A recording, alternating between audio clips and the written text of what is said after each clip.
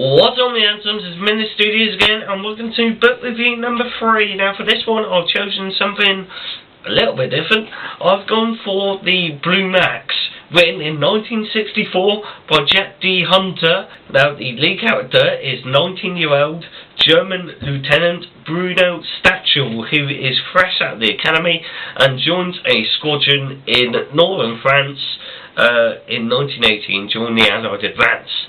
Whilst the time with the squadron, he has a goal of winning the Blue Max, which is a prominent German award for the highest gallantry shown in the field of battle. The novel then talks about how he goes to winning the Blue Max and his relationship with his squad mates and his time in battle. Things you would expect from a war novel. However, this novel delves into aspects on and off the battlefield which you wouldn't usually find in a novel such as this one. Blackmail, incest and adultery, to name but a few. Obviously, for purposes, I'm not going to dive too much into these elements due to the fact that I don't want to spoil the book for any potential readers out there. First opening point of the novel regarding Stachel is on his very first mission.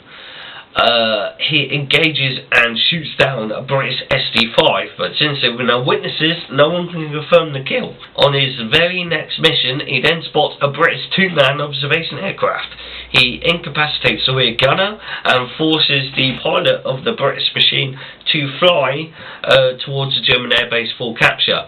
Unfortunately, the rear gunner then wakes up and tries to shoot at Stachel, but then Stachel has to shoot the aircraft down. Unfortunately, this is not seen on the ground, and the commanding officer and most of his squad mates think that Stachel has just done it to get his first confirmed kill. This leads to him being given attention by a prominent doctor in Germany, which means he gets more publicity for himself and the squadron, and that's where the story really kicks off. The novel itself builds to a crescendo. Does he get the Blue Max or doesn't he?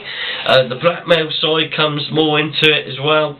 There's a murder aspect halfway through the novel, which just increases the pace even more, and there's the incest angle as well, which is also dropped in like an anvil in the plot. The novel comments on warfare on the battlefield, but it also comments on events off the battlefield as well, and it explains, in my own personal view, the madness and mayhem of not only physical warfare but also psychological warfare, which is waged on and off the battlefield as portrayed by Hunter in this novel, and I think it's a good description of madness, both in and out of warfare. Now, the novel itself is the first in a series, the Stachel series, of which there were 2 novels written by Hunter himself. I haven't read the second book yet, but I will endeavour to. I fully intend to. The novel got such good reviews, it spawned a film, which was released by 20th Century Fox in 21st of June 1966, which raked in over $16 million at the box office. This is in 1966, so that's quite a lot of money. It was a step away from what I've read. Usually my field in reading is basically World War II naval novels, not World War I aviation. So this was it's war, but it's a different kind of war, if you get what I mean, and it's from the German perspective as well. Mine is usually British. It's a strange way to look at war, really. There's elements in there you wouldn't really think about putting into a book such as this, especially the off the battlefield stuff. If I indeed was to compare it to anything that I've seen, I would unfortunately have to compare it to a movie, the British movie Aces High, which also talks about World War I aviation, but goes into a more sort of catastrophic anti-war look at the situation these boys find themselves in. And this, it's not anti-war, it's not anti-peace either. But what I am going to say is, if anyone has the opportunity to read this novel, I would highly recommend it. The version I've got here is a 3rd edition printed by Corgi in 1966. The original was by Muller in 1964, so there it is, all happy. I've actually got a paperback edition protected by cover. My own personal opinions about the novel: it's a very good novel, very good read, very well written.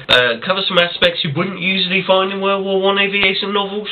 And that is it. This has been Menace Studios book review. Guys, if you are enjoying this series, and please leave a like or comment down below on which book you want to see next, and I will try and endeavour to get that book for you so I can review it in a video.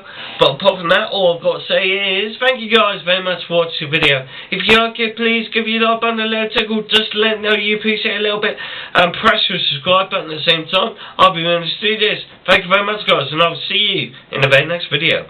And bye bye.